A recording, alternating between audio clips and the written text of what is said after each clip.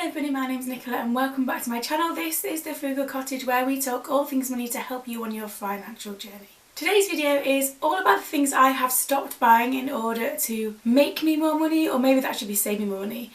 But either way, these are 9 things I've stopped buying in order to really kind of help my finances along. So don't forget to like and subscribe, and let's get started. So the first one is anything influence.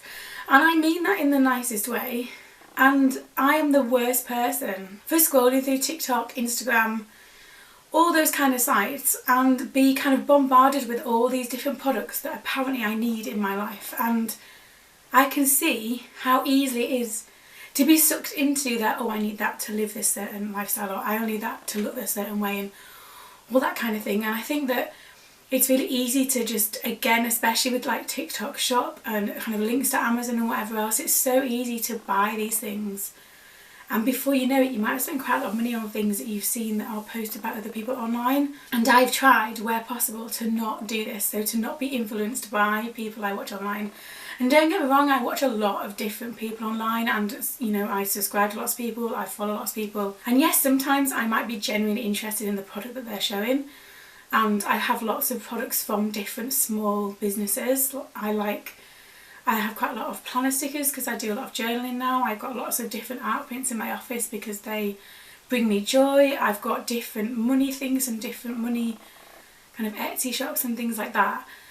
And so yes, I do buy things that I've seen online, but I try not to be sucked into the world of, oh, I need all these things from Amazon to make my house look perfect so that I might have the same lifestyle as X, Y and Z.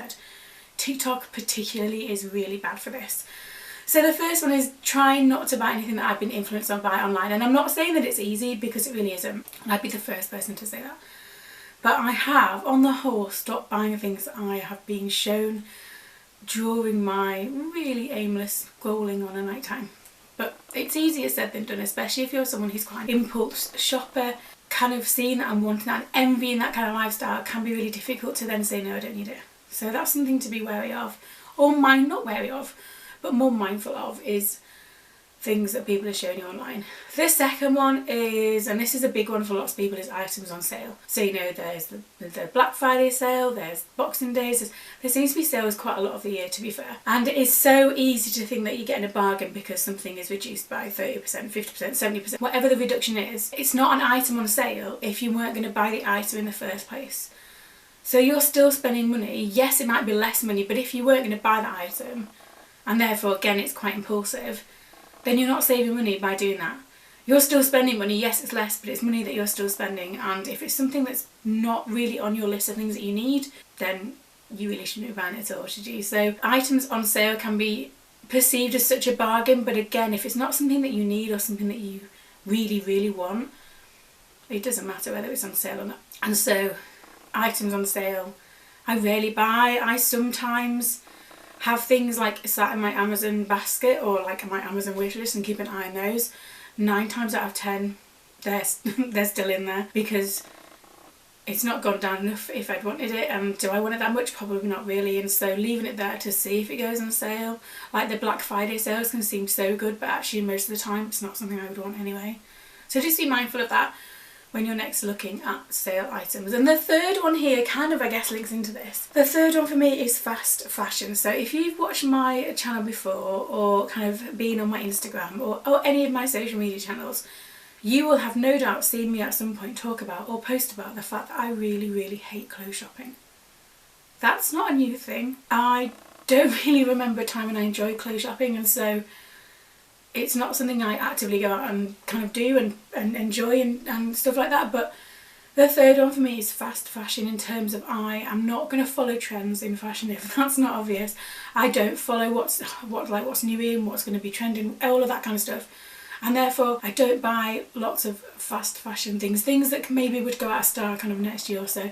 It just doesn't appeal to me. The types of websites that you might buy that kind of stuff on probably aren't the best types of websites to buy from anyway, in terms of just where they get their clothes manufactured.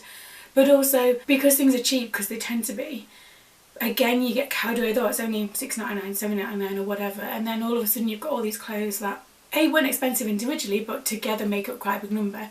You've got to find somewhere to put them then, and then chances are you probably won't wear them very often, or if you do, they're the kind of material that will kind of fall apart really quickly, and so it kind of defeats the point of buying things because they're cheaper.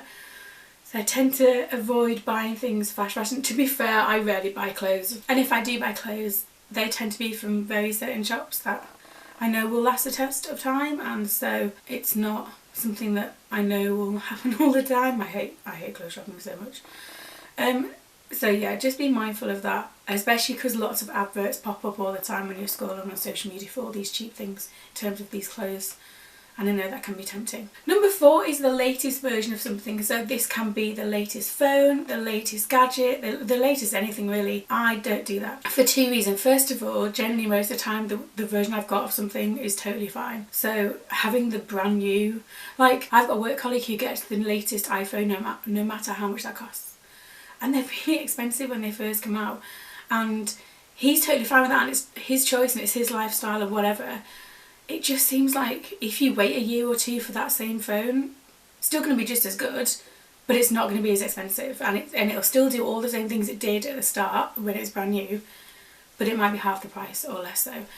The latest versions of things are created, there's a hype created around them, and so you kind of want to get in and want to experience whatever. But if the thing that you've got is already perfectly fine, and think about how phones, especially phones for example, how much better they were than say 5 years ago, 10 years ago. Do you really need that brand new one straight away? Probably not. And so you can save yourself quite a lot of money by not doing that and by just waiting it out a bit further. I guess that might be different if you've got teenagers who want the latest thing, but again, maybe talk to them about how it's not actually necessary. I might have a different opinion to that when I have my own teenagers, but there we go. Question 5 is books. Now I start this by saying that I am the world's worst person for buying books. I love nothing more than going and wandering around a bookshop, looking at books, reading the back of books. I just love it and could spend quite a lot of time in a bookshop. However, I've tried my hardest to stop buying as many books, especially if they're like, like Waterstones for example does a buy one get one half sale, and so that always seems like a good deal. Amazon have them for cheap, supermarkets have them cheaper. It still adds up, doesn't it? I would be the first person to say that I probably buy too many books, so I've stopped buying them in the sense that I have lots of books on my to be read pile. I ask for books for birthday and Christmas. I have lots on my Amazon wish list all the time. And the rest of the time I try and get to the library. So local libraries are such an important resource, and ones that are so underused by so many people. And if you just take the time to go to your local library and have a look, they have so many good books in. And if they don't have the book that you're wanting to read, you can 9 times out of 10 order that book in. So you can order it to be, yes, you might have to wait again, but you can still order it to the library and then borrow it for free. And so I think that in terms of, there's nothing better than kind of reading, and I'm not even talking about just fiction books, like non-fiction, expanding your knowledge.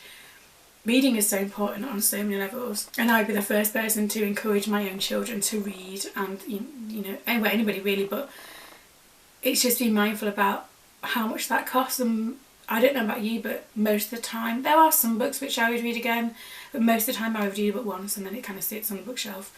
But if you get that from the library, then it goes back and you can get another one. So books are another thing that I'm very mindful about in terms of, I love buying books and I love reading books and I love having them, but just being aware about how much that might cost, because it can soon add up as well, and I can get totally carried away once I've found some things that I like in a bookshop. So yeah. The next one, so number 6, is travel souvenirs. So I am all for travelling and making memories and creating those lasting kind of family moments together, or friends, or whoever you go travelling with. And I'm not even talking about travelling abroad, I'm talking about day trips, weekends, whatever. I'm all for travel. I'm not all for buying all the souvenirs that you get there. So for example, we went on our first holiday abroad last year, and the only thing I brought back with me was I bought a little fridge magnet from where we stayed. And it's tiny and it just sits on the fridge, and it's a really nice reminder of our holiday there, but not something massive, and it really wasn't expensive either. I'm not a fan of all of the plasticky stuff that you can buy that represents travel souvenirs and we've been here and stuff. I get that people like mementos in their holiday, but photos, memories, kind of things like that are for me much more of a souvenir of that holiday than buying something like that from their shops over there. My children, on the other hand, wanted to buy everything they saw in every colour. Yeah, I can see why it appeals, but again, it's something that maybe then would kind of just live on a shelf or put in a drawer eventually, and it's not the same as those memories that you have of that holiday, wherever that was. The 7th one is magazines. So again, this links to books, I suppose, but I am a massive fan of magazines, and at one point was spending quite a lot a month on different magazines and not really reading them either, because finding the time to read them has always been difficult. But also, if I did read them, I'm a really fast reader, so a magazine would take me like an afternoon and that would be it. And so the more expensive they got as well, because magazines seem to be really expensive, I was spending quite a lot of money on them, and it's just not worth it for the amount of stuff that you can get online that you can read and on your phone and different. It seemed pretty pointless to keep buying these magazines that were quite expensive.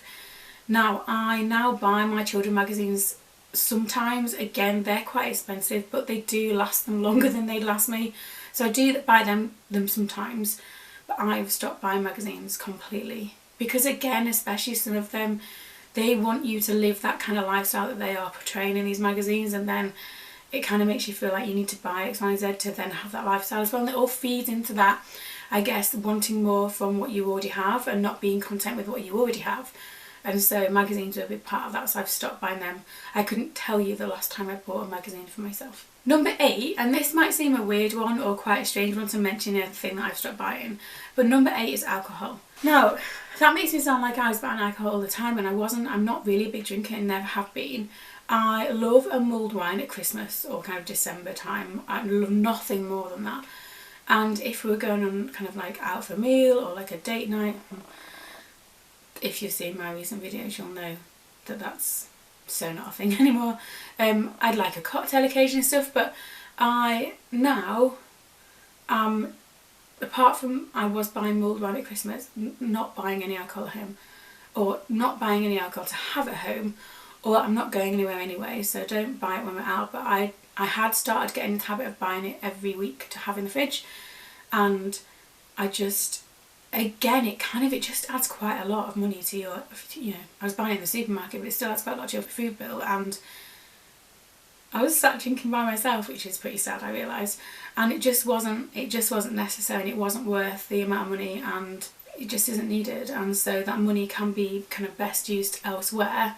And then number 9 also kind of links into that, and that's convenience food. So I was buying a lot of pre-packaged, pre-made, lots of ready meals, lots of convenience foods. And although I'm not saying that there's anything bad with those at all, but as someone who loves cooking and loves kind of everything to do with it, that finding recipes, trying new things, making new things, for me it wasn't a good use of my money. Plus, most of the time I didn't enjoy what I bought. It didn't ever taste as good as it sounded, and they were more expensive than what they should have been. So I could make delicious meals so much cheaper than I was buying, kind of, especially if I bought like the fresh ones, although they're not fresh, are they? But the ones that claim to me were healthy, which I was doing.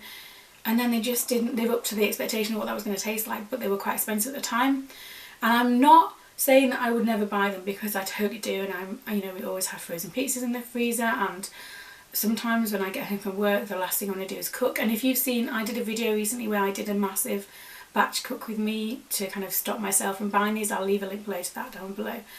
But convenience foods, pre-packaged foods, the only crowd to that is if you buy things like pre-chopped veg and stuff. If you've got something that doesn't enable you to do that yourself, then that's beside the point. That's okay, you do what you need to do. But for me, it was just I was being really lazy. I couldn't care less, and they just weren't ever as good as they sounded. So convenience foods for me, I've stopped buying, and I've really tried to go back to basics and back to kind of what I enjoy doing. I'm not saying that it's not easy though. Sometimes it's just easy to put a microwave meal in the microwave, is it not? And then just sit and eat that out of the tray.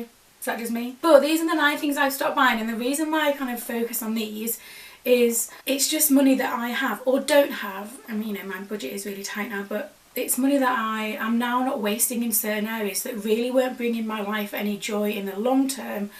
And also that money could be better used elsewhere. So it could be used to put in my singing fund for Disneyland, or it could be used to improve our home, or it could be used on kind of spending it on day trips out or holidays, or things that are much more important to feeling content and making those memories with my children, rather than buying things that inevitably just end up in the bin. So Have you got any comments? Are there things that you've stopped buying and you've noticed a noticeable difference in your spending habits? Let me know down in the comments below. As always, thank you for watching. Don't forget to like and subscribe, and I'll see you again very soon.